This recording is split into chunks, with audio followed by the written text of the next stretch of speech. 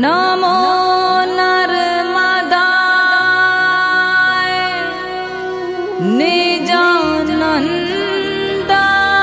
निजानन्दाय